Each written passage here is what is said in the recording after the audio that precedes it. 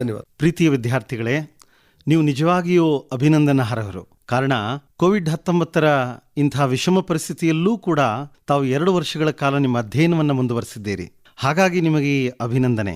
ಮತ್ತೆ ಈಗ ಎಲ್ಲರಂತೆ ಒಂದು ರಾಜ್ಯ ಮಟ್ಟದ ಪರೀಕ್ಷೆಗೆ ತಾವು ತಯಾರಾಗ್ತಾ ಇದ್ದೀರಾ.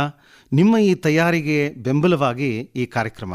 ಮತ್ತು ಮೊದಲನೇದಾಗಿ ಸ್ನೇಹಿತರೆ, ತೃತೀಯ ಭಾಷೆ ಹಿಂದಿ ವಿಷಯದ ಕುರಿತು ನಿಮ್ಮ ತಯಾರಿ ಹೇಗಿರಬೇಕು, ಇನ್ನು ಉಳಿದಂತಹ 20-25 ದಿನಗಳಲ್ಲಿ ಯಾವ ಯಾವ ವಿಚಾರಗಳನ್ನು ತಾವು ಗಮನವಹಿಸಬೇಕು, ಇವೆಲ್ಲ ವಿಚಾರಗಳವಾಗಿ ನಾನು ತಮ್ಮೊಂದಿಗೆ ಕೆಲವು ವಿಚಾರಗಳನ್ನು ಇವತ್ತು ಹಂಚಿಕೊಳ್ತಾ ಇದ್ದೇನೆ. ಸ್ನೇಹಿತರೆ, ಕಳೆದ ದಿನಗಳಲ್ಲಿ ತಾವು ಒಂದು ರಾಜ್ಯ ಮಟ್ಟದ ಪೂರ್ವ ಸಿದ್ಧತಾ ಪರೀಕ್ಷೆಯನ್ನು ಬರೆದಿರಿ. ಹಾಗೆ ಮಂಡಳಿಯ ವೆಬ್ಸೈಟ್ನಲ್ಲೂ ಕೂಡ ಒಂದು ಮಾದರಿ ಪ್ರಶ್ನೆ ಪತ್ರಿಕೆಯನ್ನು ತಾವು ಕೂಡ ನೋಡಿರ್ಬೋದು. ಅದೇ ರೀತಿಯಲ್ಲಿ ಪ್ರಶ್ನೆ ಪತ್ರಿಕೆಗಳು ಹೆಚ್ಚು ಕಡಿಮೆ ಸಾಮಾನ್ಯವಾಗಿ ಬರಲಿವೆ. ಸೊ ಹಾಗಾಗಿ ತಾವೇನು ಚಿಂತೆ ಮಾಡದೆ ಅತ್ಯಂತ ಧೈರ್ಯವಾಗಿ ಈ ಪರೀಕ್ಷೆಯನ್ನು ಎದುರಿಸ್ತೀರಿ ಅಂತ ಆಶಾವಾದದೊಂದಿಗೆ, ಮೊದಲನೇದಾಗಿ ಒಂದು ಪ್ರಶ್ನೆ ಪತ್ರಿಕೆ ಹೇಗಿರುತ್ತಪ್ಪ. ತೃತೀಯ ಭಾಷೆ ಹಿಂದಿ ವಿಷಯದ ಒಂದು ಪ್ರಶ್ನೆ ಪತ್ರಿಕೆ ಯಾವತ್ತೂ ಕೂಡ ವ್ಯಾಕರಣ ಅಂಶಗಳಿಂದ ಪ್ರಾರಂಭ ಆಗುತ್ತೆ ಸ್ನೇಹಿತರೆ. ಯಾವತ್ತೂ ಒಂದು ಒಳ್ಳೆಯ ಪ್ರಶ್ನೆ ಪತ್ರಿಕೆ ಸರಳತೆಯಿಂದ ಕಠಿಣತೆಯ ಕಡೆಗೆ ಸಾಗುತ್ತೆ. ಹಾಗಾಗಿ ಪ್ರಾರಂಭದ ಪ್ರಶ್ನೆಗಳೆಲ್ಲ ಸುಲಭವಾಗಿರ್ತವೆ ಸ್ನೇಹಿತರೆ, ಚಿಂತೆ ಮಾಡ್ತಕ್ಕಂಥ ಅವಶ್ಯಕತೆ ಇಲ್ಲ. ಮೊದಲ 8 ಪ್ರಶ್ನೆಗಳು ವ್ಯಾಕರಣಾಂಶಗಳನ್ನು ಹೊಂದಿರ್ತವೆ. ಮೊದಲನೆಯದು ವಿಲೋಮ ಶಬ್ದ, ಅಂದರೆ ವಿರುದ್ಧಾರ್ಥಕ ಪದಗಳು, ವಚನ, ಲಿಂಗ. ಇವುಗಳೆಲ್ಲ ಸಾಮಾನ್ಯವಾಗಿ ಪಠ್ಯದಲ್ಲಿ, ಅಂದರೆ ಆಯಾ ಪಾಠಗಳ ಕೊನೆಯಲ್ಲಿ ಉದಾಹರಣೆಗಳನ್ನೇನು ಅಭ್ಯಾಸಗಳನ್ನು ಮಾಡಿರ್ತೀರಿ, ಹೆಚ್ಚಾಗಿ ಅಲ್ಲಿಂದಲೇ ಇವುಗಳನ್ನು ನೇರವಾಗಿ ಆಯ್ಕೆ ಮಾಡಿಕೊಳ್ಳಲಾಗ್ತದೆ. ಉದಾಹರಣೆಗೆ ಕಾಶ್ಮೀರಿ ಸೇಬ್, ಗಿಲ್ಲು, ಇಂಟರ್ನೆಟ್ ಕ್ರಾಂತಿ, ಇಮಾನ್ದಾರೋಂ ಕೆ ಸಮ್ಮೇಳನ ಮೇ, ಮಹಿಳಾ ಕಿ ಸಾಹಸಗಾಥ, ದೆನ್ ಕರ್ನಾಟಕ ಸಂಪದ, ಈ ತರಹದ ಕೆಲವು ಪಾಠಗಳ ಕೊನೆಯಲ್ಲಿ ಕೊಟ್ಟಂತಹ ಅಭ್ಯಾಸದ ಉದಾಹರಣೆಗಳನ್ನು ನೋಡ್ಕೊಳ್ಳಿ ಸ್ನೇಹಿತರೆ. ಖಂಡಿತವಾಗಿ ತಮಗೆ ಈ ವಿಚಾರದಲ್ಲಿ ಸಹಾಯ ಆಗುತ್ತೆ. ಕೆಲವು ನಾನು ಹೇಳ್ತೀನಿ. ಅವಶ್ಯಕ ಶಬ್ದ ಕಾ ವಿಲೋಮ ಶಬ್ದ ಕ್ಯಾ ಹೇ? ಅನಾವಶ್ಯಕ ಅಲ್ವಾ. ಸಹಯೋಗ ಕಾ ಅಸಹಯೋಗ, ವಿಶ್ವಾಸ ಕಾ ಅವಿಶ್ವಾಸ್, ಹೀಗೆ ನೇರವಾಗಿ ವಿರುದ್ಧಾರ್ಥಕ ಪದದ ಪ್ರಶ್ನೆಗಳನ್ನು ಕೇಳ್ತಾರೆ. ಇನ್ನು ವಚನ ಮತ್ತೆ ಲಿಂಗಕ್ಕೆ ಸಂಬಂಧಪಟ್ಟಂತೆ ಇನ್ನು ಮೇಲಿನ ಎಲ್ಲ ವ್ಯಾಕರಣಾಂಶಗಳಿಗೆ 2 ರೀತಿಯಲ್ಲಿ ಪ್ರಶ್ನೆಗಳನ್ನು ಕೇಳಲಾಗುತ್ತೆ ಸ್ನೇಹಿತರೆ. ಅಂದ್ರೆ ಒಂದು ನೇರವಾಗಿರುತ್ತೆ. ಯಾವ ರೀತಿ ಅಂತಂದ್ರೆ, ಕಮರಾ ಶಬ್ದ ಕಾ ಬಹುವಚನ ರೂಪ ಹೇ ಅಂತ ಕೇಳಿದ್ರೆ ಆಪ್ಷನ್ ಅಲ್ಲಿ ಕಮರೇ ಅಂತ ಇರುತ್ತೆ, ಬರಿಬಹುದು ಅದನ್ನ ನೀವು. ಇನ್ನೊಂದು ಯಾವ ರೀತಿ ಕೇಳ್ತಾರೆ ಅಂತಂದ್ರೆ, ನಿಮ್ನ ಲಿಖಿತ ಶಬ್ದೋ ಮೇ ಬಹುವಚನ ಹೇ ಅಂತ ಕೇಳ್ತಾರೆ. ಅಲ್ಲಿ 4 ಆಯ್ಕೆಗಳಲ್ಲಿ 3 ಏಕವಚನಗಳಿರ್ತದೆ, 1 ಬಹುವಚನ ಇರುತ್ತೆ. ಆ ಬಹುವಚನ ಪದವನ್ನು ತಾವು ಆರಿಸಿ ಬರಿಬೇಕಾಗತ್ತೆ. ಇದೇ ರೀತಿ ಲಿಂಗದಲ್ಲೂ ಕೂಡ ಇರುತ್ತೆ. ಲಿಂಗ के उदाहरण भी कुछ ऐसे ही होते दोस्तों. तो वहां पे हो सकता है, ऐसे हो सकता है कि निम्नलिखित शब्दों में स्त्रीलिंग है ಅಂತ ಕೊಟ್ಬಿಟ್ಟು ಆಪ್ಷನ್ಸ್ ಅಲ್ಲಿ ಶ್ರೀಮಾನ್, ಮಯೂರ್, ಕವಿ, ಲೇಖಿಕಾ ಅಂತ ಕೊಟ್ರೆ ಲೇಖಿಕಾ ಶಬ್ದ ಸ್ತ್ರೀಲಿಂಗ್ ಹೇ. ಸೊ ಈ ರೀತಿಯಾಗಿ ಕೇಳೋಕೆ ಅವಕಾಶ ಇದೆ. ಈ 3 ಸರಳವಾದ ವ್ಯಾಕರಣಾಂಶಗಳ ನಂತರ ಪ್ರೇರಣಾರ್ಥ ಕ್ರಿಯಾ ಅನ್ನೋ ವ್ಯಾಕರಣಾಂಶಕ್ಕೆ ನಾನು ಬರ್ತಾ ಇದ್ದೀನಿ. ನಿಮ್ಮ ಪಠ್ಯದಲ್ಲಿ ಪೇಜ್ ನಂಬರ್ 22ರಲ್ಲಿ ಸಾಕಷ್ಟು ಉದಾಹರಣೆಗಳಿವೆ. ಯಾವುದಕ್ಕೆ? ಪ್ರೇರಣಾರ್ಥ ಕ್ರಿಯಾಗೆ ಸಂಬಂಧಪಟ್ಟಂಥದ್ದು ಅಲ್ವಾ. ಅಲ್ಲಿರುವ ಉದಾಹರಣೆಗಳನ್ನು ನೋಡ್ಕೊಳ್ಳಿ. ಸಾಮಾನ್ಯವಾಗಿ SSLC ಪರೀಕ್ಷೆಯಲ್ಲಿ ಪ್ರಥಮ ಪ್ರೇರಣಾರ್ಥಕ ಕ್ರಿಯಾರೂಪವನ್ನೇ ಕೇಳ್ತಾರೆ. ಜೈಸೆ ಚಲ್ನಾಕ ಚಲಾನ, ಮಿಲ್ನಾಕ ಮಿಲಾನ, ಪೀನಾಕ ಪಿಲಾನ, ದೇಖನಾಕ ದಿಖಾನ. ಇದನ್ನು ಸ್ವಲ್ಪ ಚೇಂಜ್ ಮಾಡಿ ಯಾವ ರೀತಿ ಕೇಳ್ಬಹುದು? ನಿಮ್ನ ಲಿಖಿತ ಶಬ್ದೋ ಮೇ ಪ್ರಥಮ ಪ್ರೇರಣಾರ್ಥ ಕ್ರಿಯಾರೂಪ ಹೇ ಅಂತ ಕೇಳಿ ಆಪ್ಷನ್ ಅಲ್ಲಿ ಮಿಲನ್, ಮಿಲಾವಟ್, ಮಿಲಾಪ್, ಮಿಲಾನ ಅಂತ ಕೇಳಿದಾಗ ಮಿಲಾನ ಅನ್ನೋದು ಪ್ರಥಮ ಪ್ರೇರಣಾರ್ಥಕ ಕ್ರಿಯೆ ಆಗುತ್ತೆ ಅಲ್ವಾ ಮಕ್ಕಳೇ. ಹಾಗಾದ್ರೆ ಮುಂದಿನ ಉದಾಹರಣೆಗೆ ಬರ್ತೀನಿ. ಸಂಧಿಗಳಲ್ಲಿ ಸ್ನೇಹಿತರೆ, ತಾವು ತೃತೀಯ ಭಾಷೆ ಹಿಂದಿ ಆಗಿರೋದ್ರಿಂದ ಇಲ್ಲಿ ಸ್ವರ ಸಂಧಿಯ 5 ಪ್ರಕಾರಗಳನ್ನು ತಾವು ನೋಡ್ಕೊಳ್ಳಿ. ನಿಮ್ ಮಿಸ್ ಕಲಿಸಿರ್ಬೋದು, ಎಲ್ಲ ಸಂಧಿಗಳನ್ನು ಕಲಿಸಿರ್ಬೋದು. ಅದು ನಿಮ್ಮ ಜೀವನಕ್ಕೆ ಅನುಕೂಲ ಆಗಲಿ ಅಂತ ಪರೀಕ್ಷೆ ದೃಷ್ಟಿಯಿಂದ ನಾನು ಹೇಳ್ತಾ ಇದ್ದೀನಿ. ಲೈಕ್ ದೀರ್ಘ ಸಂಧಿ, ಗುಣಸಂಧಿ, ವೃದ್ಧಿ ಸಂಧಿಯ ಉದಾಹರಣೆಗಳು ಆಯಾ ಪಾಠದ ಅಭ್ಯಾಸದಲ್ಲಿ ಏನು ಕೇಳಲ್ಪಟ್ಟಿದ್ದಾವೆ. ಸೊ ಅಂಥ ಉದಾಹರಣೆಗಳ ಕಡೆಗೆ ಹೆಚ್ಚು ಗಮನ ಕೊಡಿ ತಾವು. ಉದಾಹರಣೆ ಹೇಳ್ತೀನಿ ಮಕ್ಕಳೇ. ಪರ್ವತಾವಲಿ ಶಬ್ದ ಮೇ ಸಂಧಿ ಹೇ ಅಂತ ಕೇಳಿದ್ರೆ ಪರ್ವತ ಪ್ಲಸ್ ಆವಲಿ, ಪರ್ವತಾವಲಿ, ದೀರ್ಘ ಸಂಧಿ ಅಲ್ವಾ ಇದು.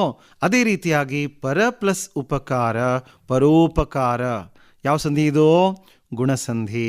ಅದೇ ರೀತಿಯಾಗಿ ಸದೈವ, ಸದಾ ಪ್ಲಸ್ ಏವ ಸದೈವ, ಇದು ವೃದ್ಧಿ ಸಂಧಿಯ ಉದಾಹರಣೆ. ಹೀಗೆ ಸ್ನೇಹಿತರೆ, ಸಂಧಿ ಉದಾಹರಣೆಗಳು ಕರ್ನಾಟಕ ಸಂಪದ ಪಾಠದ ಕೊನೆಯಲ್ಲಿರ್ಬೋದು. ಇಮಾನ್ದಾರೋಂ ಕೆ ಸಮ್ಮೇಳನ ಮೇ ಪಾಠದ ಕೆಲವು ಕಡೆ ಅಭ್ಯಾಸದಲ್ಲಿ ಉದಾಹರಣೆಗಳನ್ನು ಕೊಟ್ಟಿದ್ದಾರೆ. ಇಂತಹ ಉದಾಹರಣೆಗಳನ್ನು ತಾವು ದಯವಿಟ್ಟು ಗಮನಿಸುವುದು ಒಳಿತು. ಇನ್ನು ಮುಂದಿನ ವಿಚಾರಕ್ಕೆ ಬರ್ತೀನಿ.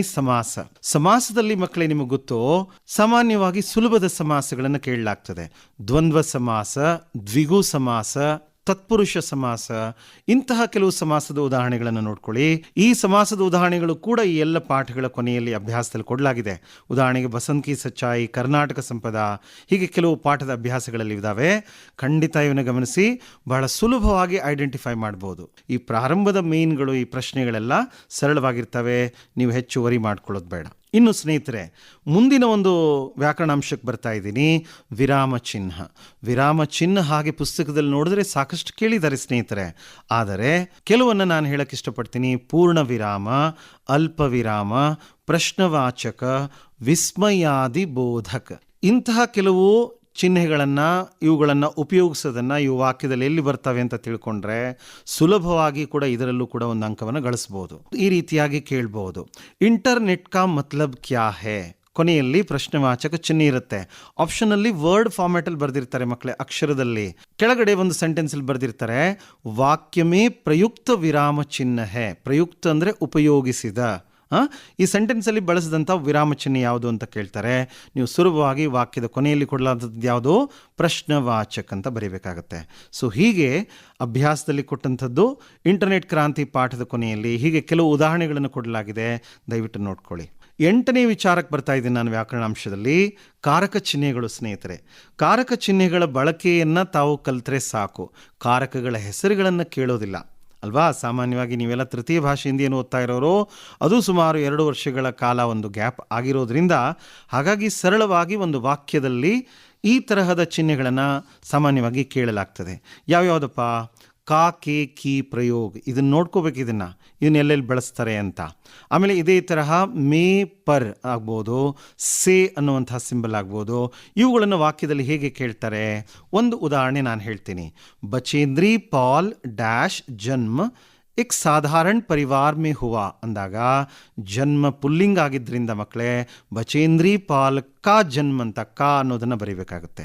ಇನ್ನು ಇದೇ ಉದಾಹರಣೆಯನ್ನ ಬಚೇಂದ್ರಿ ಪಾಲ್ ಕಾ ಜನ್ಮ ಏಕ್ ಸಾಧಾರಣ ಪರಿವಾರ ಡ್ಯಾಶ್ ಹುವಾ ಅಂದರೆ ಏಕ್ ಸಾಧಾರಣ ಪರಿವಾರ ಮೇ ಹುವಾ, ಒಂದು ಸಾಧಾರಣ ಕುಟುಂಬದಲ್ಲಿ ಆಯಿತು ಅಂತ. ಅಲ್ಲಿ ಅನ್ನೋದಕ್ಕೆ ಮೇ ಅನ್ನೋದನ್ನು ಬಳಸ್ತೀವಿ ನಾವು. ಸೊ ಹೀಗೆ ಈ ಎಲ್ಲ 8 ಅಂಶಗಳನ್ನು ತಾವು ನಾನು ಹೇಳಿರೋದ್ರ ಕಡೆ ಗಮನ ಕೊಡಿ. ಹಾಗಾದರೆ ನಮ್ಮ ಟೀಚರ್ ಇನ್ನೂ ಸುಮಾರು ವಿಚಾರಗಳನ್ನು ಕಲಿಸಿದಾರಲ್ಲ ಸರ್ ವ್ಯಾಕರಣನ ಅಂತಂದರೆ ಅದು ತಮ್ಮ ಭವಿಷ್ಯಕ್ಕಾಗಿ. ಪರೀಕ್ಷಾ ದೃಷ್ಟಿಯಿಂದ ಈ ವಿಚಾರಗಳ ಕಡೆಗೆ ಗಮನ ಕೊಡಿ. ಮುಂದಿನ ಮೇನ್ಗೆ ಬರ್ತಾ ಇದ್ದೀನಿ. 2ನೇ ಮೇನ್ ಯಾವುದಪ್ಪ ಒಂದು ಕ್ವಶನ್ ಪೇಪರಲ್ಲಿ 2ನೇ ಮೇನು ಅನುರೂಪತಾ ಪ್ರಶ್ನೆಗಳಿರ್ತದೆ. ಅಂದರೆ ಪ್ರಥಮ ದೋ ಶಬ್ದೋಂಕೆ ಸಂಬಂಧೋಂಕೆ ಅನುರೂಪ್, ಮೊದಲ 2 ಪದಗಳನ್ನು ಕೊಟ್ಟಿರ್ತಾರಲ್ಲ ಅವೆರಡರ ಸಂಬಂಧಕ್ಕೆ ಅನುಗುಣವಾಗಿ ತೀಸರೇ ಶಬ್ದಕ ಸಂಬಂಧಿತ ಶಬ್ದ ಲಿಖಿಯೇ. ಈ ಸ್ಟೆಮ್ ಕರೆಕ್ಟಾಗಿ ಓದ್ಕೊಳ್ಳಿ. ಅದೇ ರೀತಿಯಾಗಿ ಅದನ್ನು ಕೊಡಲಾಗ್ತದೆ ಮಕ್ಕಳೇ. ಇಲ್ಲಿ 3 ಗದ್ಯ ಭಾಗದಿಂದ ಕೇಳ್ತಾರೆ, 1 ಪದ್ಯ ಭಾಗದಿಂದ ಕೇಳ್ತಾರೆ. ಈ ಒಂದು ಪ್ರಶ್ನೆಗಳಿಗೆ ಮಂಡಳಿಯ ಹಳೆಯ ಪ್ರಶ್ನೆ ಪತ್ರಿಕೆಗಳನ್ನು ಒಮ್ಮೆ ಅವಲೋಕನ ಮಾಡಿದರೆ ಬಹಳ ಒಳ್ಳೆಯದು ಸ್ನೇಹಿತರೆ. ಸಾಮಾನ್ಯವಾಗಿ ಕೆಲವು ಪಾಠಗಳಿದಾವೆ, ಕಾಶ್ಮೀರಿ ಸೇಬ್, ಗಿಲ್ಲು, ಬಸಂತ್ ಕಿ ಸಚ್ಚಾಯಿ, ಕರ್ನಾಟಕ ಸಂಪದ, ಮೇರಾ ಬಚ್ಪನ್, ಮಹಿಳಾ ಕಿ ಸಾಹಸಗಾಥ, ಇಂಥ ಕೆಲವು ಪಾಠಗಳಿದ್ದಾವೆ. ಇನ್ನು ಸೂರ್ ಶಾಮ್ನಂತಹ ಪದ್ಯ ಆಗಿರ್ಬೋದು. ಇಂಥ ಕೆಲವು ಪದ್ಯಗಳಲ್ಲಿ ಈ ಹಿಂದೆ ಮಂಡಳಿಯ ಪ್ರಶ್ನೆ ಪತ್ರಿಕೆಗಳಲ್ಲಿ ಕೇಳದಂಥ ಉದಾಹರಣೆಗಳಾಗ್ಬೋದು, ಅಥವಾ ಪಾಠದ ಅಂತ್ಯದಲ್ಲಿ ನೀಡಲಾದಂಥ ಕೆಲವು ಸಮರ್ಪಕ ಉದಾಹರಣೆಗಳನ್ನು ತಾವು ಗಮನಿಸಿದ್ರೆ ಖಂಡಿತ ಇದರಲ್ಲಿ 4 ಅಂಕ ಗಳಿಸಲಿಕ್ಕೆ ಸ್ನೇಹಿತರೆ ಅವಕಾಶ ಇದೆ. ಇನ್ನು 3ನೇ ಮೇನ್ ಏನಿರುತ್ತಪ್ಪ ಅಂತಂದರೆ 3ನೇ ಮೇನಲ್ಲಿ 1 ಅಂಕದ ಪ್ರಶ್ನೆಗಳಿರ್ತವೆ. ಅಲ್ಲಿ 2 ಪಾಠದಿಂದ ಕೇಳ್ತಾರೆ, 2 ಪದ್ಯದಿಂದ ಕೇಳ್ತಾರೆ. ಇಲ್ಲಿ ಒಂದು ವಿಚಾರ ಸ್ನೇಹಿತರೆ ನಾನು ಹೇಳಲೇಬೇಕು. ಸಾಮಾನ್ಯವಾಗಿ ಸ್ಮರಣೆಯ ಪ್ರಶ್ನೆಗಳು ಅಂದರೆ ಸುಲಭದ ಪ್ರಶ್ನೆಗಳು, ಕೌನ್, ಕಬ್, ಕಹಾ, ಕಿಸ್ನೆ, ಕ್ಯಾ ನಾಮ್ ಥಾ ಅಂತ ಈ ಥರದ ಪ್ರಶ್ನೆಗಳು ಇವು ನಿಮ್ಮ ಸ್ಮರಣ ಶಕ್ತಿಯನ್ನು ಪರೀಕ್ಷೆ ಮಾಡ್ತವೆ. ಇದನ್ನು ಇಂಗ್ಲೀಷಲ್ಲಿ when, where, what, who, which ಅಂತಾರೆ. ಇಂತಹ ಪ್ರಶ್ನೆಗಳ ಮಹತ್ವ ಬಹಳ ಕಡಿಮೆ, ಇವು ತುಂಬ ಸರಳವಾಗಿರ್ತವೆ. ತೃತೀಯ ಭಾಷೆ ಹಿಂದಿಯಲ್ಲಿ ಸುಮಾರು 16 ಅಂಕ ಅಂದರೆ 20% ಮಾತ್ರ ಇಂಥ ಪ್ರಶ್ನೆಗಳನ್ನು ಕೇಳ್ತಾರೆ. ಸಾಮಾನ್ಯವಾಗಿ ಇವೆಲ್ಲ ನೀವು ಪಾಠ ಮಾಡಿದಾಗಲೇ ಶಿಕ್ಷಕರು ಹೇಳಿರ್ತಾರೆ, ಪ್ರಶ್ನೆಗಳಿಗೆ ತಾವು ಉತ್ತರ ಕೊಟ್ಟಿರ್ತೀರ ಸ್ನೇಹಿತರೆ. ಕಾಶ್ಮೀರಿ ಸೇಬ್ ಆಗಿರ್ಬೋದು, ಗಿಲ್ಲು, ಮೇರಾ ಬಚ್ಪನ್, ಇಮಾನ್ದಾರೋ ಕಿ ಸಮ್ಮೇಳನ ಮೇ, ಕರ್ನಾಟಕ ಸಂಪದ, ಈ ತರಹದ ಕೆಲವು ಪಾಠಗಳು. ಮಾತೃಭೂಮಿ, ಅಭಿನವ ಮನುಷ್ಯ, ಸಮಯ ಕಿ ಪಹಚಾನ್ ಮತ್ತು ತುಳಸಿ ಕೆ ದೋಹೆ, ಈ ತರಹದ ಪಾಠದ ಅಭ್ಯಾಸದಲ್ಲಿ ಕೊಡಲಾದಂತಹ ನಾನು ಹೇಳಿದಂಥ ಈ ಮೇಲಿನ ಸ್ಟೆಮ್ಗಳೇನಿದ್ದಾವೆ, ಕೌನ್, ಕಬ್, ಕಹಾ, ಕಿಸ್ನೆ, ಇಂತಹ ಕೆಲವು ಸರಳ ಪ್ರಶ್ನೆಗಳನ್ನು ಓದ್ಕೊಳ್ಳಿ ಸ್ನೇಹಿತರೆ. ಸಾಮಾನ್ಯವಾಗಿ ಈ ಮೇನಲ್ಲಿ ಸ್ಮರಣ ಶಕ್ತಿಯನ್ನು ಪರೀಕ್ಷಿಸತಕ್ಕಂತಹ ಪ್ರಶ್ನೆಗಳಿರ್ತವೆ. ಮಾದರಿ ಪ್ರಶ್ನೆ ಪತ್ರಿಕೆಗಳನ್ನು ನೋಡಿದಾಗ ತಮ್ಮ ಗಮನಕ್ಕೆ ಇದು ಬರ್ತದೆ. ತುಂಬ ಸುಲಭವಾದಂಥ ಪ್ರಶ್ನೆಗಳಿರ್ತವೆ. ಇನ್ನು ನಾನೊಂದು ತುಂಬ ಮಹತ್ವಪೂರ್ಣವಾದ ಮೇನ್ಗೆ ಬರ್ತಾ ಇದ್ದೀನಿ. ಅದು 4ನೇ ಮೇನಲ್ಲಿ 2 ಅಂಕದ 8 ಪ್ರಶ್ನೆಗಳು ಬರ್ತವೆ ಸ್ನೇಹಿತರೆ. ಇಲ್ಲಿ 4 ಪಾಠಗಳಿಂದ ಕೇಳ್ತಾರೆ, 2 ಪದ್ಯ ಭಾಗದಿಂದ ಬರ್ತದೆ, 2 ಪೂರಕ ವಾಚನ್ ಅಂದ್ರೆ ಪಠ್ಯಪೋಷಕ ಅಧ್ಯಯನದಿಂದ ಕೇಳ್ತಾರೆ. ಸೊ ಇಲ್ಲಿ ನಾನು ಒಂದು ವಿಚಾರ ನಿಮಗೆ ನೆನಪಿಸ್ತಾ ಇದ್ದೀನಿ. ಸಾಮಾನ್ಯವಾಗಿ ಮಂಡಳಿಯ ಪ್ರಶ್ನೆ ಪತ್ರಿಕೆಯಲ್ಲಿ ಪ್ರಶ್ನೆಗಳು ಹೆಚ್ಚು ಅಂಕಗಳಿಗೆ ಕೇಳ್ತಕ್ಕಂಥದ್ದು ಯಾವುದು ಅಂತಂದ್ರೆ, ಯಾವ ಪ್ರಶ್ನೆಗಳು ಮಗುವನ್ನು ಯೋಚಿಸೋ ಹಾಗೆ ಮಾಡ್ತವೆ, ವಿಚಾರ ಮಾಡಿ ತರ್ಕಬದ್ಧವಾಗಿ ಬರೀತಕ್ಕಂಥವು, ಇಂಥವುಗಳನ್ನು ಅಂಡರ್ಸ್ಟ್ಯಾಂಡಿಂಗ್ ಕ್ವೆಶನ್ಸು, ಎಕ್ಸ್ಪ್ರೆಷನ್ ಕ್ವೆಶನ್ಸ್ ಅಂತಾರೆ. ಅಂತಹ ಪ್ರಶ್ನೆಗಳು ಯಾವುದಪ್ಪ? ಕ್ಯೂ, कैसे, क्या कारण था, ವಿವರಣ್ ದೋ, ವರ್ಣನ್ ಕರೋ, ಈ ರೀತಿಯ ಪ್ರಶ್ನೆಗಳು ಸುಮಾರು 60ಕ್ಕಿಂತ ಹೆಚ್ಚು ಅಂಕಗಳಿಗೆ ಬರ್ತದೆ. ಸೊ ಹಾಗಾಗಿ ತಾವೇನು ಮಾಡಬೇಕು, ಈ 4ನೇ ಮೇನು ಮತ್ತು 5ನೇ ಮೇನಲ್ಲಿ ಅಂದರೆ 3 ಅಂಕದ ಮತ್ತು 2 ಅಂಕದ ಪ್ರಶ್ನೆಗಳೇನು ಬರ್ತವೆ, ಆ ಪ್ರಶ್ನೆಗಳನ್ನು ಉತ್ತರಿಸುವಾಗ ಇಂತಹ ಪ್ರಶ್ನೆಗಳನ್ನೇ ತಾವು ಹೆಚ್ಚು ಹೆಚ್ಚು ಓದ್ಕೊಳ್ಳಿ ಮಕ್ಕಳೇ. ಇನ್ನು 5ನೇ ಮೇನಲ್ಲೂ ಕೂಡ 3 ಅಂಕದ ಸುಮಾರು 9 ಪ್ರಶ್ನೆಗಳು ಬರ್ತವೆ. ಅಲ್ಲಿ 5 ಪಾಠಗಳಿಂದ ಕೇಳ್ತಾರೆ. ಓಕೆ ಮಕ್ಕಳೇ, ಇರೋದೇ 8 ಪಾಠ ಅಲ್ವಾ, ಅದರಲ್ಲಿ 5 ಪಾಠಗಳಿಂದ ಕೇಳ್ತಾರೆ, 3 ಪ್ರಶ್ನೆ ಪದ್ಯಗಳಿಂದ ಕೇಳ್ತಾರೆ, ಅಲ್ಲಿ 6 ಪದ್ಯಗಳಿದೆ. ಪ್ರೀತಿ ವಿದ್ಯಾರ್ಥಿಗಳೇ, ತಮ್ಮ ಗಮನಕ್ಕೆ ಈ ವಿಚಾರ ಬಂದಿರ್ತದೆ. ಏನಪ್ಪಾ ಅಂದರೆ, ಯಾವ ಯಾವ ಪಾಠಗಳನ್ನು ಕಡಿತಗೊಳಿಸಲಾಗಿದೆ ಅಂತಂತಂದರೆ, ಹಿಂದಿಯಲ್ಲಿ ದುನಿಯಾ ಮೇ ಪೆಹಲಾ ಮಕಾನ್, ರೋಬೋಟ್, ಬಾಲಶಕ್ತಿ ಈ 3 ಪಾಠಗಳಿರಲ್ಲ. ಸೊ ಹಾಗಾಗಿ 11 ಪಾಠಗಳಲ್ಲಿ 8 ಪಾಠಗಳು ಮಾತ್ರ ಈ ಸಲ ಪರೀಕ್ಷೆಗೆ. ಇನ್ನು ಸಪ್ಲಿಮೆಂಟರಿ ರೀಡಿಂಗಲ್ಲಿ ನಾಗರಿಕಕ್ಕೆ ಕರ್ತವ್ಯ ಅಂತ ಒಂದು ಪಾಠ ಇದೆ, ಆ ಪಾಠವನ್ನು ಬಿಡಲಾಗಿದೆ. ಸೊ ಸಪ್ಲಿಮೆಂಟರಿ ರೀಡಿಂಗಲ್ಲಿ 2 ಪಾಠ, ಶನಿ ಸಬ್ಸೆ ಸುಂದರ ಗ್ರಹ, ಸತ್ಯ ಕಿ ಮಹಿಮಾ. ಸೊ ಈ ವಿಚಾರ ತಮ್ಮ ಗಮನದಲ್ಲಿದೆ ಅಂತ ಅನ್ಕೋತೀನಿ. ಸೊ ಹಾಗಾದರೆ ಮೊದಲನೇದಾಗಿ ನಾನಿಲ್ಲಿ ಏನು ಮಾಡ್ತೀನಿ, 4 ಮತ್ತು 5ನೇ ಮೇನಲ್ಲಿ ಬರತಕ್ಕಂಥ ಮಹತ್ವಪೂರ್ಣ ಭಾಗ ಇದು. ಅಂದರೆ ತುಂಬ ಸಾಕಷ್ಟು ಅಂಕಗಳು. ಓಕೆ ಮಕ್ಕಳೇ, ಅಲ್ಲಿ 8 16 ಅಂಕ, ಇಲ್ಲಿ 9 3 27, 16 + 27 ಅಂಕ. ಸೊ ಇಂಥ ಒಂದು ಮಹತ್ವಪೂರ್ಣವಾದ ಭಾಗದ ಬಗ್ಗೆ ನಾನು ಸ್ವಲ್ಪ ತಮ್ಮ ಹತ್ರ ಹೆಚ್ಚು ಚರ್ಚೆ ಮಾಡ್ತೀನಿ ಸ್ನೇಹಿತರೆ. ಪಾಠಗಳನ್ನು ನೋಡೋಣ. 4 ಅಂಕದ ಒಂದು ಪ್ರಶ್ನೆಯನ್ನು ಕೊಡ್ತಾರೆ ಸ್ನೇಹಿತರೆ. ಹಾಗಾದರೆ ಇಡೀ ಪುಸ್ತಕದಲ್ಲಿ 4 ಅಂಕದ ಪ್ರಶ್ನೆಗಳನ್ನು ಯಾವುದನ್ನು ಕೇಳ್ತಾರಲ್ಲ, ಒಂದನ್ನು ಪ್ರಶ್ನೆ ಸಂಖ್ಯೆ 34ರಲ್ಲಿ ಕೇಳ್ತಾರೆ. ಅಲ್ಲಿ ಏನಾಗುತ್ತೆ ಅಂದರೆ, ಒಂದು ಇಂಟರ್ನಲ್ ಚಾಯ್ಸ್ ಇನ್ನೊಂದು ಪ್ರಶ್ನೆಯನ್ನು ಕೊಡ್ತಾರೆ. ಅಂಥ ತೂಕ ಇರತಕ್ಕಂಥ ಪಾಠಗಳು ಯಾವುದಪ್ಪ ಅಂತಂತ ನೋಡೋದಾದರೆ, ಅಂದರೆ 4 ಅಂಕದ 2 ಪ್ರಶ್ನೆಗಳು ಯಾವ್ದು ಸಿಗುತ್ತೆ ಅಂತಂತಂದರೆ, ಗಿಲ್ಲು ಅಂತಕ್ಕಂಥ ಪಾಠ ಆಗ್ಬೋದು, ಬಸಂತ್ ಕಿ ಸಚ್ಚಾಯಿ ಆಗ್ಬೋದು, ಕರ್ನಾಟಕ ಸಂಪದ ಅನ್ನುವಂಥ ಪಾಠ ಆಗ್ಬೋದು. ಸೊ ಈ ಪಾಠಗಳಲ್ಲಿ ಬರ್ತಕ್ಕಂಥ ದೀರ್ಘೋತ್ತರಗಳನ್ನು ತಾವು ತಯಾರಿ ಮಾಡಿಕೊಳ್ಬೇಕು. ಉದಾಹರಣೆಗೆ ಕರ್ನಾಟಕ ಸಂಪದ ಪಾಠ ತಗೊಂಡ್ರೆ, ಕರ್ನಾಟಕ ಕಿ ಶಿಲ್ಪಕಲಾ और वास्तुकला का वर्णन कीजिए अल्वा, कन्नड़ भाषा तथा संस्कृति के लिए कर्नाटक के साहित्यकारों की क्या देन है ಅನ್ನುವಂಥದ್ದಾಗ್ಬೋದು.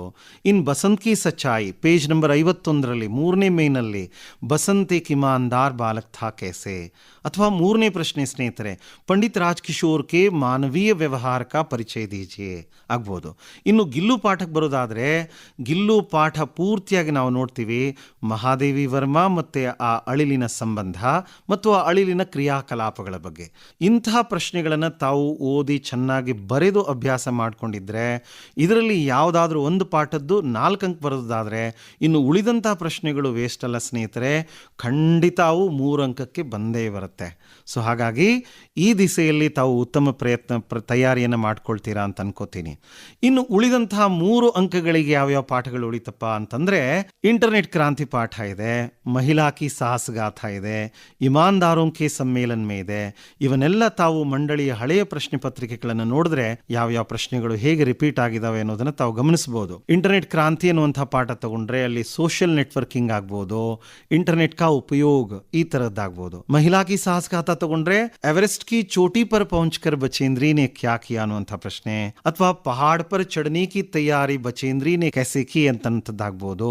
ಇಮಾನ್ದಾರೋಂ ಕಿ ಸಮ್ಮೇಳನ ಮೇ ಪಾಠದಲ್ಲಿ ಲೇಖಕ್ ಕೋ भेजे गए निमंत्रण पत्र में क्या क्या लिखा गया था, लेखक ने कमरा छोड़कर जाने का निर्णय क्यों लिया, ಈ ತರಹದ ಕೆಲವು ಪ್ರಶ್ನೆಗಳನ್ನು ತಾವು ತಯಾರಿ ಮಾಡಿಕೊಂಡ್ರೆ ಸ್ನೇಹಿತರೆ, 3 ಅಂಕದ ಪ್ರಶ್ನೆಗಳಿಗೆ ಅಥವಾ 2 ಅಂಕದ ಪ್ರಶ್ನೆಗಳಿಗೂ ಕೂಡ ಇದು ಸಾಕಷ್ಟು ನಿಮಗೆ ಸಹಾಯ ಆಗುತ್ತೆ. ಇಷ್ಟೆಲ್ಲ ನಾನು 3 + 3 6 ಪಾಠಗಳ ಬಗ್ಗೆ ಮಾತಾಡಿದೆ. ಇನ್ನು ಉಳಿದಿದ್ದು ಯಾವುದು? 2 ಪಾಠಗಳು. ಯಾವ್ಯಾವುದಪ್ಪ? ಕಾಶ್ಮೀರಿ ಸೇಬ್ ಮತ್ತೆ ಮೇರಾ ಬಚ್ಪನ್ ಅಂತಕ್ಕಂಥ ಪಾಠ. ಈ ಪಾಠಗಳಲ್ಲಿ ಸಾಮಾನ್ಯವಾಗಿ 2 ಅಂಕದ ಪ್ರಶ್ನೆಗಳು, ಇದರಲ್ಲಿ 2 ಅಂಕದ ಪ್ರಶ್ನೆಗಳು, 1 ಅಂಕದ ಪ್ರಶ್ನೆಗಳು ಸಾಮಾನ್ಯವಾಗಿ ಕೇಳಲಾಗುತ್ತೆ. ತಾವು ಇವುಗಳನ್ನ ನಾನು ಹೇಳಿದಂತಹ ಪ್ರಶ್ನೆಗಳ ಸ್ಟೆಮ್ ಅನ್ನ ಅದನ್ನ ನೋಡಿಕೊಂಡು ತಯಾರಿಯನ್ನ ತಾವು ಮಾಡ್ಕೋಬೇಕಾಗತ್ತೆ ಸ್ನೇಹಿತರೆ. ಪದ್ಯ ಭಾಗದ ವಿಚಾರಕ್ಕೆ ನಾನು ಬರ್ತಾ ಇದ್ದೀನಿ. 6 ಪದ್ಯಗಳಿದಾವೆ ಮಕ್ಕಳೇ ಅಲ್ವಾ. ಇಲ್ಲಿ ನಾವು ಒಂದು ಗಮನಿಸಬೇಕು, 2 ಅಂಕದ ಪ್ರಶ್ನೆಗಳು 2 ಬರ್ತವೆ, ಆಮೇಲೆ 3 ಅಂಕದ ಪ್ರಶ್ನೆಗಳು 3 ಬರ್ತವೆ, 4 ಅಂಕದ ಪ್ರಶ್ನೆ 1 ಬರುತ್ತೆ. ಸೊ ಇಷ್ಟೊಂದು ಪ್ರಶ್ನೆಗಳು ಸುಮಾರು ಈ 6 ಪದ್ಯದ ನಡುವೆ ಕೇಳಲಾಗುತ್ತೆ. ಹಾಗಾದರೆ ನಾವು ಮೊದಲನೇದೇನು ಮಾಡೋಣ, ದೊಡ್ಡ ದೊಡ್ಡ ಪ್ರಶ್ನೆಗಳಿಂದ ಶುರು ಮಾಡೋಣ. 4 ಅಂಕದ ಪ್ರಶ್ನೆ ಯಾವ್ದು ಕೊಡ್ತಾರಪ್ಪ? ಪ್ರಶ್ನೆ ಪತ್ರಿಕೆಯಲ್ಲಿ ಸಾಮಾನ್ಯವಾಗಿ ಪ್ರಶ್ನೆ ಸಂಖ್ಯೆ 35 ಕಂಠಪಾಠಕ್ಕೊಂದು 4 ಅಂಕದ ಪ್ರಶ್ನೆ ಕೇಳಲಾಗ್ತದೆ. ತೃತೀಯ ಭಾಷೆ ಹಿಂದಿಯಲ್ಲಿ ನಿಮಗೆ ಸ್ನೇಹಿತರೆ ತುಳಸಿ ಕೆ ದೋಹೆ ಮತ್ತೆ ಕೋಶಿಶ್ ಕರ್ನೆ ವಾಲೋಂ ಕಿ ಹಾರ್ ನಹೀ ಹೋತಿ, ಈ 2 ಪದ್ಯಗಳು ಕಂಠಪಾಠಕ್ಕಿವೆ. ಆದರೆ ತುಂಬಾ ಉತ್ತಮವಾದಂತಹ ಸಂದೇಶವನ್ನು ಕೊಡ್ತಕ್ಕಂಥ ಪದ್ಯಗಳು ಯಾವುದೋ ದೋಹೆಗಳು. ಹಾಗಾಗಿ ದೋಹೆಗಳನ್ನು ಭಾವಾರ್ಥಕ್ಕೆ ಬಳಸ್ಕೊಂಡು ಈ ಪದ್ಯವನ್ನು ಕಂಠಪಾಠಕ್ಕೆ ಬಳಸ್ತಾರೆ. ಹಾಗಾಗಿ ಪೇಜ್ ನಂಬರ್ 153ರಲ್ಲಿ ಆ 6 ಸಾಲುಗಳನ್ನು ತಾವು ತಯಾರಿ ಮಾಡಿಕೊಂಡ್ರೆ 4 ಅಂಕ ತಮಗೆ ಕಟ್ಟಿಟ್ಟ ಬುತ್ತಿ. ಅದನ್ನು ತುಂಬ ಸುಂದರವಾಗಿ ಮುದ್ದಾಗಿ ಚೆನ್ನಾಗಿ ಬರೆದು ಪ್ರೆಸೆಂಟ್ ಮಾಡಿ ಸ್ನೇಹಿತರೆ. ನೆಕ್ಸ್ಟ್ 4 ಅಂಕದ ಒಂದು ಪ್ರಶ್ನೆ ಆದಮೇಲೆ ಇನ್ನು 3 ಅಂಕದ 3 ಪ್ರಶ್ನೆಗಳಿದಾವಲ್ಲಪ್ಪ, ಆ ದೊಡ್ಡ ಪ್ರಶ್ನೆಗಳ ಕಡೆಗೆ ಬರೋಣ. ಹಾಗಾದರೆ ಅದರಲ್ಲಿ ಪದ್ಯದಲ್ಲಿ ದೊಡ್ಡ ಪ್ರಶ್ನೆ ಯಾವುದಪ್ಪ ಅಂದರೆ ದೋಹೆ ಕಾ ಭಾವಾರ್ಥ. ಸಾಮಾನ್ಯವಾಗಿ 32ನೇ ಪ್ರಶ್ನೆಯಲ್ಲೇ ಇದನ್ನು ಕೇಳ್ತಾರೆ, ದೋಹೆ ಕಾ ಭಾವಾರ್ಥನ. ಅಲ್ಲಿ ದೋಹೆ ಕಾ ಭಾವಾರ್ಥ ಕೊಡಲಾಗ್ತದೆ. ನಿಮ್ಮದೇ ವಾಕ್ಯಗಳನ್ನು ಬಳಸಿ, ನಿಮ್ಮದೇ ಪದಗಳನ್ನು ಬಳಸಿ ಸರಳವಾಗಿ ಬರೆಯೋ ಪ್ರಯತ್ನ ಮಾಡಿ ಸ್ನೇಹಿತರೆ. ಉದಾಹರಣೆಗೆ ದೋಹೆಗಳು 5 ದೋಹೆಗಳಿದೆ. ಮೊದಲನೇ ದೋಹೆ ಆಗಿರ್ಬೋದು ಮುಖಿಯಾ ಮುಖಸೋ ಚಾಹಿ ಆಗಿರ್ಬೋದು, 3ನೇ ದೋಹೆ ದಯಾ ಧರ್ಮ ಕಾ ಮೂಲ ಹೇ, ಅಥವಾ 5ನೇ ದೋಹೆ ರಾಮ ನಾಮಮಣಿ ದೀಪಧರು. ಇದರಲ್ಲಿ ಕೆಲವು ದೋಹೆಗಳು ಎಷ್ಟು ಸರಳವಾಗಿದ್ದಾವೆ ಅಂತಂದರೆ ಸ್ನೇಹಿತರೆ, ತುಳಸಿದಾಸರೇ ನಿಮಗೆ ಸರಳವಾದ ವಾಕ್ಯಗಳನ್ನು ರಚನೆ ಮಾಡಿ ಕೊಟ್ಬಿಟ್ಟಿದ್ದಾರೆ ರೆಡಿಮೇಡು. ಉದಾಹರಣೆಗೆ ಒಂದು ಹೇಳ್ತೀನಿ, ದಯಾ ಧರ್ಮ ಕಾ ಮೂಲ ಹೇ, ಫುಲ್ ಸ್ಟಾಪ್ ಹಾಕಿ ಅದನ್ನು ಬರೆದನಪ್ಪ. 2ನೇದು ಪಾಪ ಮೂಲ ಅಭಿಮಾನ, ಪಾಪ ಕಾ ಮೂಲ ಅಭಿಮಾನ ಹೇ ಹಾಕಿ 2 ವಾಕ್ಯ ಆಯ್ತು. ತುಳಸಿ ದಯಾನ ಛಾಂಡಿಯೇ ಜಬ್ ಲಗ್ ಘಟ ಮೇ ಪ್ರಾಣ.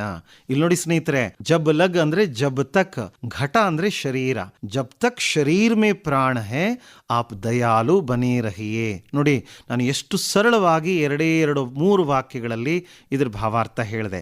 ಅಲ್ಲೇ ಸ್ಪೆಲ್ಲಿಂಗ್ ಇರುತ್ತೆ.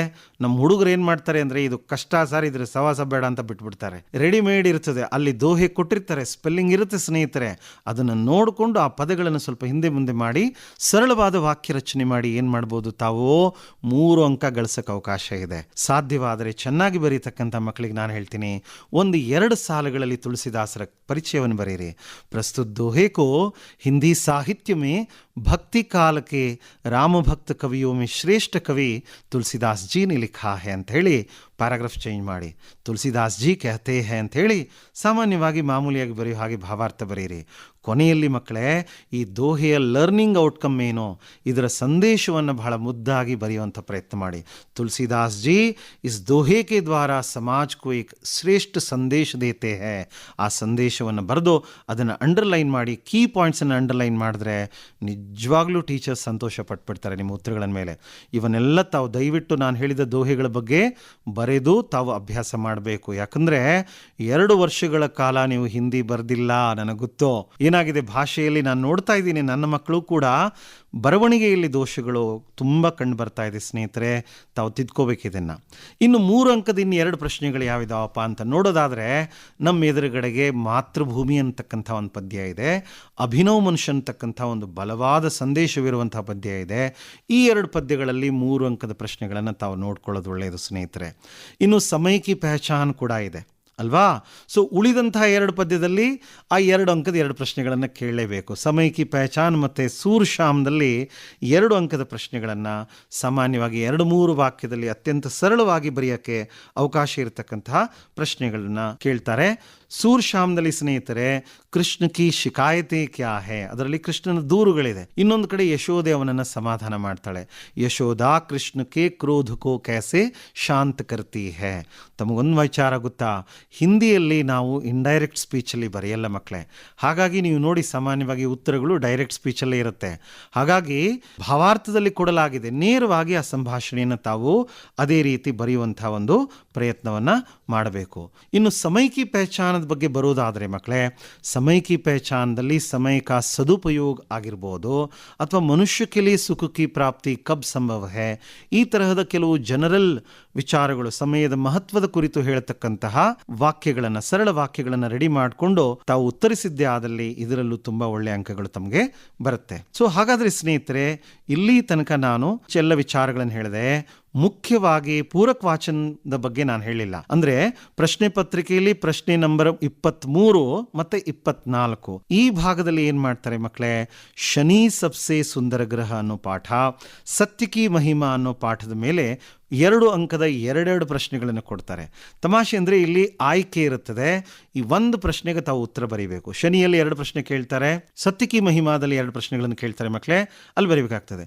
ಶನಿಯಲ್ಲಿ ಸಾಮಾನ್ಯವಾಗಿ ತಾವು ನೋಡೋದಾದರೆ ಗ್ರಹಿಕೆಯ ಪ್ರಶ್ನೆಗಳನ್ನು, ಅಂಡರ್ಸ್ಟ್ಯಾಂಡಿಂಗ್ ಕ್ವಶನ್ಸ್ ಕೇಳೋದಾದರೆ, ಶನಿ ಏಕ್ ಅತ್ಯಂತ ठंडा ग्रह है कैसे, ಅಥವಾ ಶನಿ ಸೌರಮಂಡಲ का सर्वाधिक सुंदर ग्रह है कैसे, ಅಥವಾ ಟೈಟನ್ ಕೆ ಬಾರೆ ಮೇ ಆಪ್ ಕ್ಯಾ ಜಾನ್ತೆ ಹೈ, ಈ ತರಹದ ಪ್ರಶ್ನೆಗಳಾಗ್ಬೋದು. ಇನ್ನು ಸ್ಮರಣೆಗೆ ಸಂಬಂಧಪಟ್ಟಂತಹ ಡೈರೆಕ್ಟ್ ಕ್ವೆಶನ್ಸ್ ಕೇಳೋದಾದರೆ ಸೌರಮಂಡಲ್ ಮೇ ಶನಿ ಗ್ರಹ ಕಾ ಕ್ಯಾ ಸ್ಥಾನ ಹೈ ಆಗ್ಬೋದು, ಅಥವಾ ಶನಿ ಕಾ ವಾಯುಮಂಡಲ್ कैसे ಬನಾ ಹೈ, ಕಿಸ್ ತರಹ ಬನಾ ಹೈ, ಈ ತರಹದ್ದಾಗ್ಬೋದು. ಸೊ ಈ ಪ್ರಶ್ನೆಗಳಿಗೆ ಉತ್ತರಗಳನ್ನು ಶಿಕ್ಷಕರಿಂದ ತಯಾರಿ ಮಾಡಿಕೊಂಡು ಚೆನ್ನಾಗಿ ಬರೀರಿ ಮಕ್ಕಳೇ. ಇನ್ನು ಸತ್ಯ ಕಿ ಮಹಿಮಾ ಪಾಠದಲ್ಲಿ ಬರ್ತೀನಿ ಮಕ್ಕಳೇ.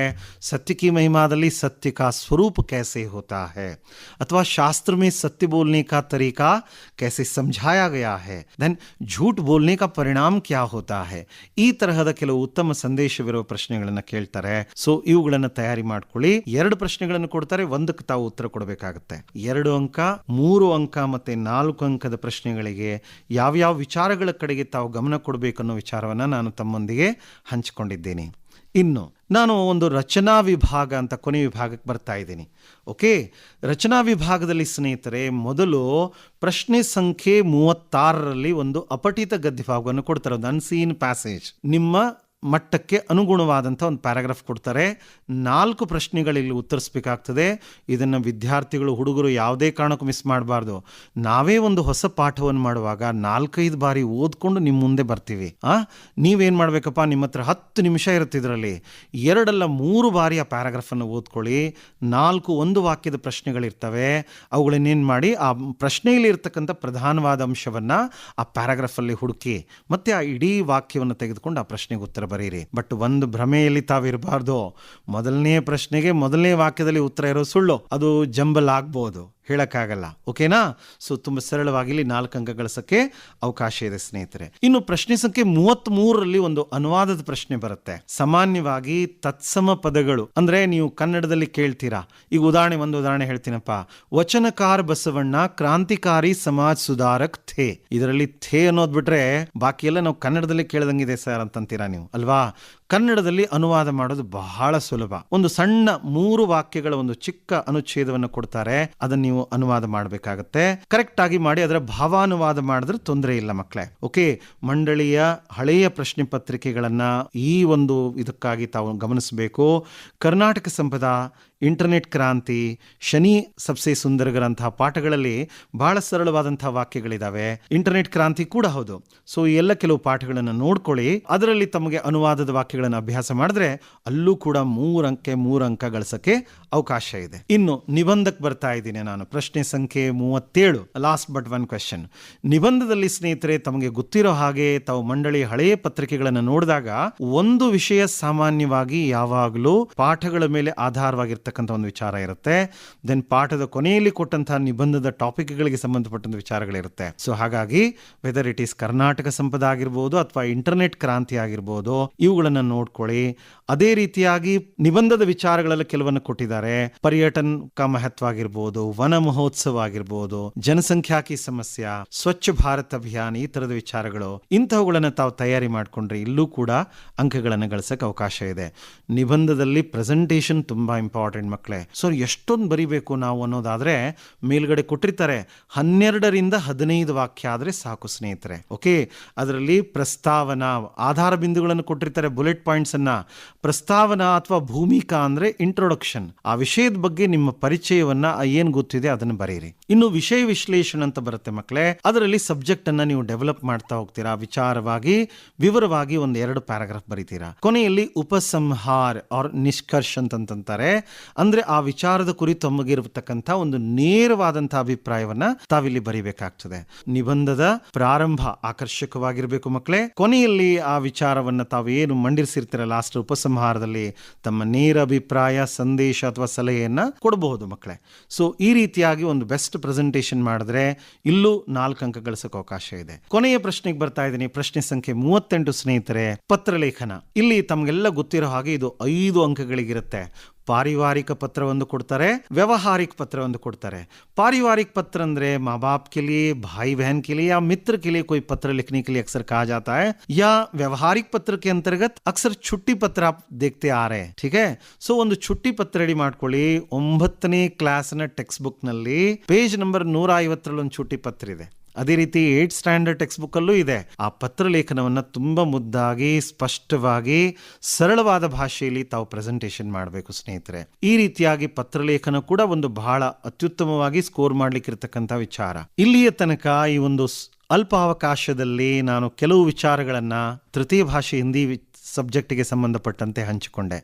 ತಮಗೆ ಈ ಬಗ್ಗೆ ಏನಾದರೂ ಸಂದೇಹಗಳಿದ್ದಲ್ಲಿ ಅಥವಾ ಯಾವುದಾದ್ರೂ ಪ್ರಶ್ನೆಗೆ ಉತ್ತರ ಬೇಕಿದ್ದಲ್ಲಿ ಖಂಡಿತ ತಾವು ನನ್ನನ್ನು ಸಂಪರ್ಕಿಸಬಹುದು. ನಾನು ಪ್ರತಿ ದಿವಸ ರಾತ್ರಿ ನಿಮಗಾಗಿ 9:30 ಗಂಟೆಯಿಂದ 10:30 ಗಂಟೆ ತನಕ, ಪ್ರತಿದಿನ ರಾತ್ರಿ ಕೇವಲ ರಾತ್ರಿ 9:30ಯಿಂದ 10:30 ಗಂಟೆಗೆ ನಿಮ್ಮ ಸಂದೇಹಗಳಿಗೆ ಉತ್ತರಿಸ್ತೀನಿ ಮಕ್ಕಳೇ. ನಾನು ಈ ನಂಬರಲ್ಲಿ ಸಿಗ್ತೀನಿ. ನನ್ನ ನಂಬರನ್ನು ಬರ್ಕೊಳ್ಳಿ. 9844667447. ಮತ್ತೊಮ್ಮೆ ಇಂಗ್ಲೀಷಲ್ಲಿ ಹೇಳ್ತೀನಿ, 9844646747. ನೀವು ಈ ರೀತಿ ಒಂದು ಒಳ್ಳೆಯ ತಯಾರಿಯನ್ನು ಮಾಡಿಕೊಂಡು ಉತ್ತಮವಾಗಿ ಪರೀಕ್ಷೆಯನ್ನು ಬರೀರಿ. ನಿಮಗೆ ಶುಭ ಆಗಲಿ, ನಿಮ್ಮ ಭವಿಷ್ಯ ಅತ್ಯಂತ ಉಜ್ವಲವಾಗಲಿ ಅಂತ ಹಾರೈಸ್ತೇನೆ. ಕವಿ ಸೋಹನ್ ಲಾಲ್ ದ್ವಿವೇದಿ ಹೇಳ್ತಾರೆ ನಿಮ್ಮ ಪುಸ್ತಕದಲ್ಲಿ ಹೇಳಿದ ಹಾಗೆ, ಕೋಶಿಶ್ ಕರ್ನೆ ವಾಲೋಂ ಕಿ ಕಭಿ ಹಾರ ನಹಿ ಹೋತಿ. ಅಂದರೆ ಯಾರು ಸತತ ಪ್ರಯತ್ನವನ್ನು ಮಾಡ್ತಾರೋ ಅವ್ರಿಗೆಂದೂ ಸೋಲಾಗಲ್ಲ ಮಕ್ಕಳೇ.